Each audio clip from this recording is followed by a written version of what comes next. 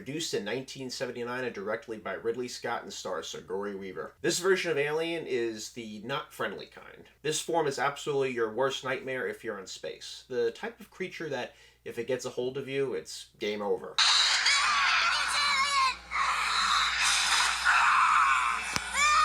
Alien is a horror movie film that really plays on your senses. Your fear of space, dark, it feels cold, and you have the great question of the unknown. So there's a great feeling of isolation and vulnerability, and ultimately when shit goes down on the ship, claustrophobia. All threatening enough concepts. But to make matters even a million times more terrifying, you're trying to get away and hide from this creature that is literally not from our world, Earth. And you don't know exactly what this alien is capable of. You only know that if you come across it, you're going to die. It isn't one of these sweet E.T. extraterrestrial types. Its main purpose is to, well, destroy and kill you. Stop. Not so fast, y'all. You think you can just up and run away? You crazy. I like to eat people from other planets. Especially y'all. I like to eat you with my little mouth, too. Oh, now y'all get back up inside me, little mouth. I wants to play, too. Get back inside. I'll get you when we's eating them. Zoop. And perhaps maybe other things as well, but we'll get into that in spoilers. Alien is a film that definitely was also unique in the sense that this movie having a lead female role in this action horror movie at this time in 1979, it was certainly not typical, but in this film, it truly does work. The way Sigourney Weaver carries herself and her character of Ripley, nobody can definitely say that this was not believable or not a good call on casting. Sigourney Weaver looks and acts the part of one tough mofo. The other cast members aren't wimps or wusses either, which really makes it even all that more believable and even more badass. It comes across that this is a crew that is aware and capable and quite tough. They have an IQ that's relatively halfway decent. Ironically, the other cast members thought that she may hurt the movie's success, if you could believe it, because Sigourney had such an incredible performance, but this type of role was a first for her. Sigourney was the new kid on the block, and they all felt that she wasn't really doing that good a job in the scenes with her. And they were grumbling among each other and felt that it might hurt the success of the film. She has an incredible edge and grit in this film, and it comes across on screen. Also, originally the idea was to not have Ripley be a female. It wasn't originally in the original script. Originally the protagonist was a male. So Laddie said to us one day, "Can Ripley be a woman?" And we looked at each other, we said, "Yeah, but it seems kind of funny. I mean, they've never done that, a woman in a space horror movie as the leading character." And we started going through lists of actresses and who was right for the role. You have to remember that Sigourney Weaver in those days was not a big star. Alien really holds up well watching today in the year 2024, the time and making of this review. And it'll continue on for sure. It takes place in 1979, and the whole movie takes place in space, on this ship, and another planet. That is not Earth for a brief period of time. It still feels very much like a futuristic movie, even all these years later. And what also makes this film truly horrifying is we just don't know about life beyond here on planet Earth. And if there is, perhaps it could be as terrifying and menacing as this. Certainly to be scared has been part of human nature since its very beginnings. What Alien says about us now are those fears that we have, which may be those fears that show up when we're dreaming, the nightmares. I think he took a lot of techniques from Alfred Hitchcock in the sense that you don't really see everything. The imagination is used, and I think that's what made it so terrifying. And also, what is extraterrestrial life capable of? What are its motivations? What we would call AI today is also used in this movie. The ship that the crew Nostromo use has an artificial intelligence room and monitor named Mother, which the crew Nostromo, that's the name they go by, asks advice and questions to this program. Alien was ahead of its time, getting GPT portrayed right on the money. It's also certainly worth mentioning that Bravo put together this list of the 100 scariest movies, and Alien was number 2 on that list. Certainly well deserving. The movie also touched on corporate greed as well, so really another scary element of life. The screenplay writer Dan O'Bannon does a great job showing the aliens' origins of what looked to be a pre-civilization in which they lived or invaded. How about also, in a decent portion of this film, involves some of the characters in spacesuits. Just listen to how the conditions were in these suits. Doesn't sound like it was too comfortable. Clip on, fasten it on, within 15 seconds I'm getting really hot. I don't get claustrophobic, but I'm getting really hot, and you could easily get phobic, right? So, Jesus, this doesn't work. You've got to keep them cool inside here. We have to have some kind of help with, oxygen correct mix, right? After all, we are in the 20th century. Isn't that possible? You've got aqualungs and you've got... Right. We just wore sort of like little leotards underneath the whole thing, and then we'd get into this suit, and then off we'd go. Well, they had forgotten to put in any sort of escape for our breath. Well, if you're in there for any length of period of time, you start breathing carbon dioxide. Some of the best movies ever have this theme of mankind and our relationship with nature, and what does that mean? Films like Jaws, Jurassic Park, The Birds. As humans, we are mammals, but we're different because of our brain capacity and our ability to build and create. This is light years different, but it's literally a foreign creature. It's not like you're trapped by a shark, or a lion, or a bear.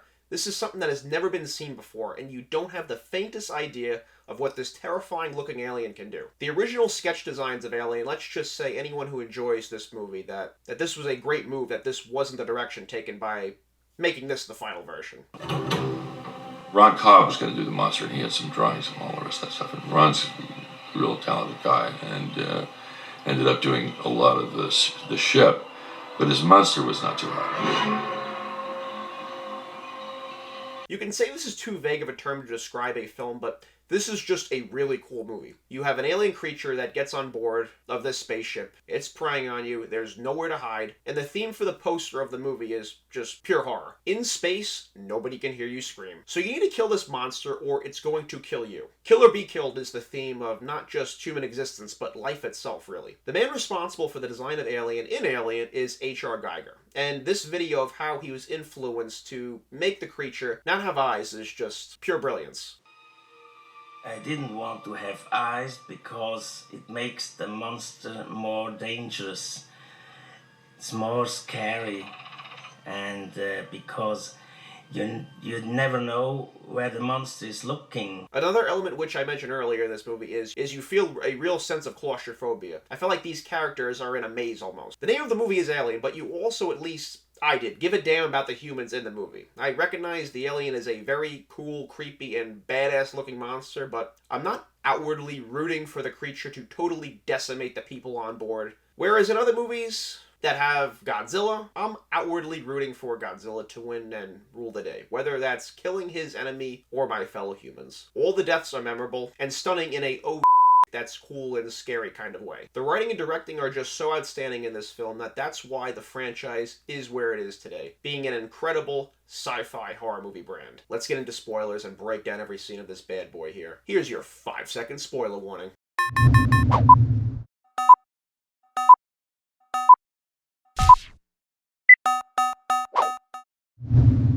Alien begins with this crew on this ship called the Nostromo, and they are coming back from a trip in which they are bringing back refinery.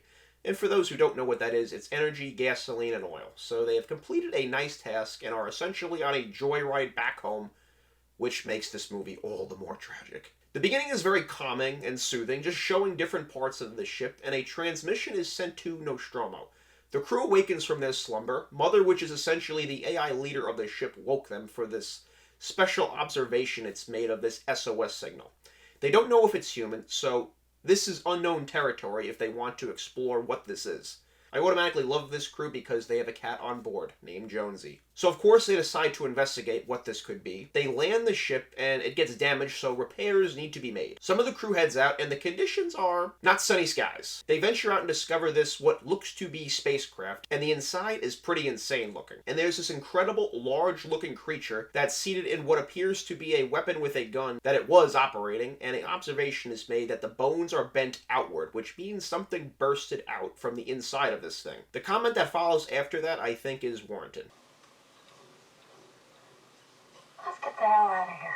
But before that, a sinkhole is discovered. Ripley relays that mother, the AI computer advising them, to Ash that this is a warning, this message. Not a SOS, please come help us call. So that's gonna send a chill and a shiver down your spine. Certainly if that's you. Once down there, and it's quite large looking, you're wondering, at least I was, what the hell was going on here? And eggs are found on the ground. And one of them starts to move and open up, and out comes this scorpion-looking creature that latches onto Kane. And Dallas and Lambert carry him back. Ripley asks what happened, and hey, at least points for honesty.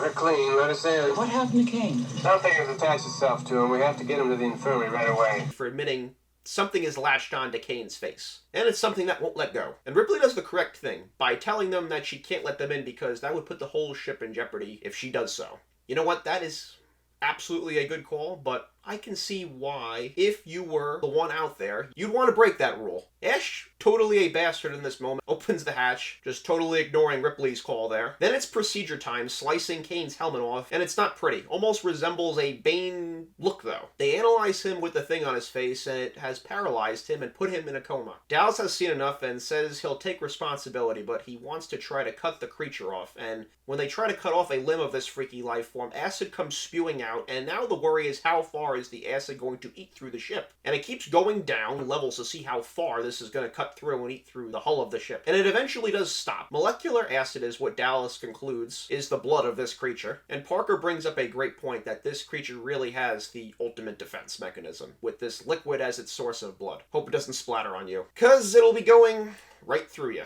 Ash and Ripley have an uneasy conversation about the breaking in the quarantine protocol, and your emotional and humanity side want to let Kane back on, but Ripley's mindset is the correct one, the stoic and perceived to be heartless one. Her mind truly on the mission, and the safety of everybody at heart. So, yeah, I mean, you have this thing on your face, you have to be let out there, I'm sorry. But she has the million-dollar reasoning for being that way, that everyone is potentially compromised now for doing this. Ash tells Dallas they should check on Kane because something has happened, and they do, and he no longer has this creature attached to his face, which is happy. But you're also wondering, where the hell did this thing go? And you're watching them look for this thing, and it's certainly suspenseful and frightening because you know this thing will attack you. It's already proven that. It winds up falling from the ceiling right onto Ripley, and Ash pokes it, and it has a death rattle, and he continues to examine it, and he wants to do research on it. And Ripley simply wants it gone. And she confides in Dallas that she does not trust him. There's problems on the ship currently on Nostromo. There's some dramas brewing. The crew leaves the hellhole they were in this last hour of this movie, shit really goes down, let me tell you. The whole time, nobody is safe, and things start happening. Kane is awake. He doesn't remember anything besides having a dream about smothering.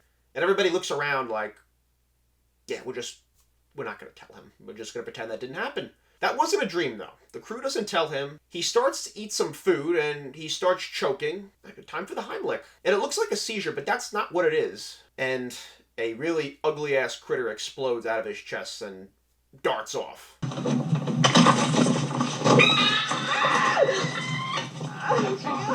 Oh, God!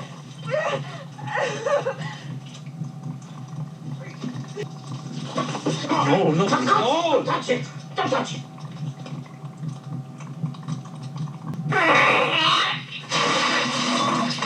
Oh, that's fucked up. Oh, that's fucked up. Now it's, hey, ship's compromised.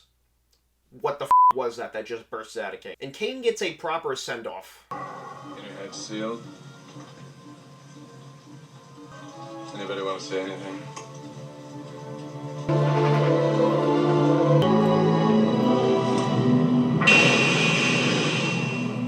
Then it's straight into battle mode, and how do they kill and combat this alien? They think they got the bastard detected with this detector they have, and it winds up being Jonesy the cat. Brett attempts to find Josie, and he does, but Jonesy scurries off again, and we see the shredded skin from the alien, so we know it's nearby. Brett likes getting pelted in the face with water. Reminds me of another scene from a movie. Oh, that's it. Bathe the Stiffmeister. Oh, that's great. Oh, that's great. How did you get it so nice and warm? Jonesy is found, but behind his shoulder is the tail of a different creature, and the little alien now has changed colors and is jet black now, and has increased in height and weight significantly, to say the least. And it doesn't end well.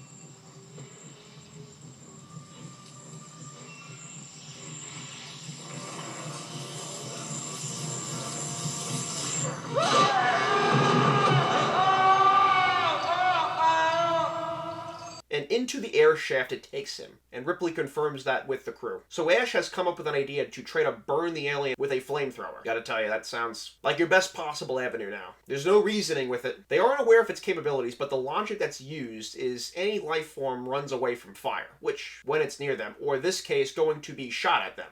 And personally, I don't want to meet any form of life that's not running actively from fire being shot at it. Dallas goes to Mother to ask, how does one deal with terminating an alien? And Mother got no answers for him. You're on your own. Not so reassuring. Dallas decides to be a brave motherfucker with balls of brass, looking for this monstrosity. This creature's saliva looks like straight lube. Diddy's kind of alien, for sure. He'd approve of this creature. And on the monitor they have, it starts approaching him, and he goes down a ladder. It's there. Even though this alien is menacing looking, look how it's reaching out with both arms, perhaps looking for a hug? What? Could I have a hug? But it's not the loving kind of hug. Parker brings back the flamethrower, and it's pretty eerie what he has to report back. No blood. So if there's no blood, what's the alien doing with these people? Ripley's plan seems not like a bad strategy. And cut off every bulkhead and every vent until we have it cornered, and then we'll blow it the fuck out into space. Is that acceptable to you?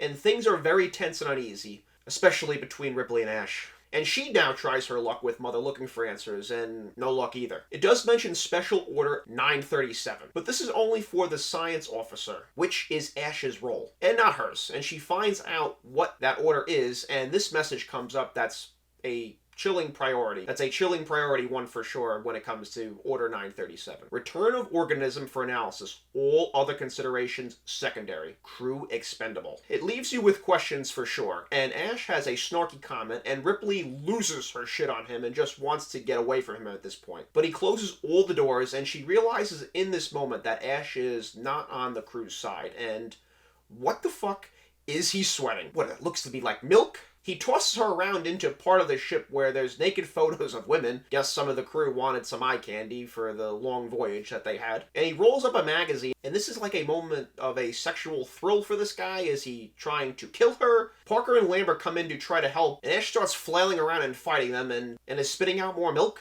And Parker, with a fire extinguisher, just decapitates him and starts beating him senseless. And they find out that he is a robot, but even when he's headless, he's not dead yet. And Lambert is able to nail the final blow. Ripley has some insight on why a robot was sent with them. I think they must have wanted the alien for the weapons division. It's been protecting it right along. Ripley hooks him back up and they zap him back to life. He reiterates the special order that bringing back this alien was the top and only priority. So this leaves one to believe, potentially, that the whole thing was set in motion by their employer. This is where the corporate greed comes into play, and them not giving a damn about you as an employee. And they just are the lucky, sorry people to go along for this suicide mission without knowing it. Ripley asks the million-dollar question of how to kill it, and he tells them that they can't, and he explains why. How do we kill it, Ash? There's gotta be a way of killing it. How do we do it? Bullshit. You still don't understand what you're dealing with, do you? Perfect organism. Its structural perfection is matched only by its versatility. You admire it. I admire its purity. Well, that's one way to define purity. It then talks about how it's not clouded by morals or having a conscience. He's giving basically a scouting report on this being, which can lead one to conclude that this guy had some insider knowledge about this alien and knows what they're dealing with. And the scouting report basically is, you have no chance of winning this game, so don't even show up. So was this an inside job? And this clinches that their corporation and employer were willing to just sacrifice them so they could get a hold of this creature. Anything to weaponize and make yourself more powerful. It's definitely a corporation that they're looking to expand their power and have maybe this thing as a military weapon. Wouldn't be the first time an employer didn't care about its employees and their working conditions. He has some parting words for them that are not encouraging. I've heard enough of this. I'm asking you to pull the plug. Last word. I can't lie to you about your chances. But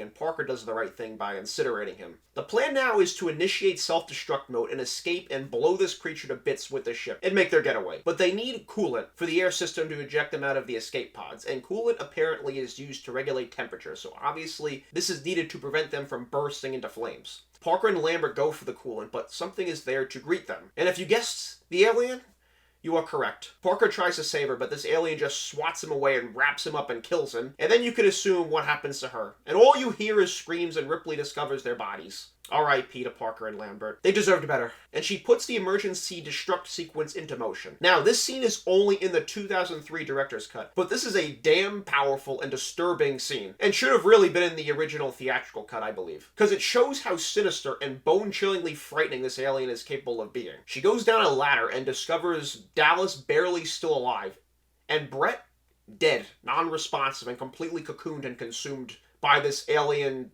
lubricant that is now hardened, or we don't know what the hell this thing has spewed on the wall, but they're latched onto the wall now and they're not coming down, so this thing has essentially cocooned them and mummified practically from this creature, and a whole lot of questions I asked, certainly. Are they being stored for food? Are they going to turn into alien creatures themselves? Are they being harvested for some sort of experiment? Dallas is able to moan out loud enough for Ripley to hear, "Kill me," and that's just what she does, which is the right thing, and torches him. Ripley proceeds to try to make her escape, but she's not going to be able to just leave without coming across the alien. So she tries to reverse the self-destruct order, but it doesn't work. So this is a f*** my life situation. So now she has no choice, alien waiting for her there or not. The fabulous thing is she finds Jonesy unharmed in his carry-on case. You're definitely paranoid watching her make her escape into the shuttle, because you're just waiting for this thing to burst around the corner or down from the ceiling or from underneath the ship. You know this thing is not going away without some sort of fight of trying to take you away and kill you. She's able to get in with 1 minute left on the timer and take off with the timer ticking down. So it's all about now, can she get far enough away from the ship without getting killed in the explosion? But Ripley makes it, and she's just emotionally drained and exhausted and worn out. I can certainly understand why. And she has a big hug with Jonesy. It's all good and safe now. She's gonna be okay. So it's time for re-hibernation mode in the pod, but guess who's on board? The alien made its way into the escape shuttle and hid itself perfectly. I mean, that right there. Hide and go seek, this alien is number one. And it just blended in so perfectly. Just look at that. And Ripley is just standing there looking at it like, come the on. She quickly, though, focuses to, okay, what do I have to do now? And it's getting her spacesuit. She doesn't cry and moan and just say, all right, I give up. Ripley's like, I'm going to go until the very end until this thing kills me, which, bravo, Ripley. She knows she needs to open up the ship to try to kill this alien and get it the off the ship. She straps herself into a chair that's hopefully anchored down securely and hits a bunch of buttons which causes the ship to smoke and steam up, which pisses the alien off.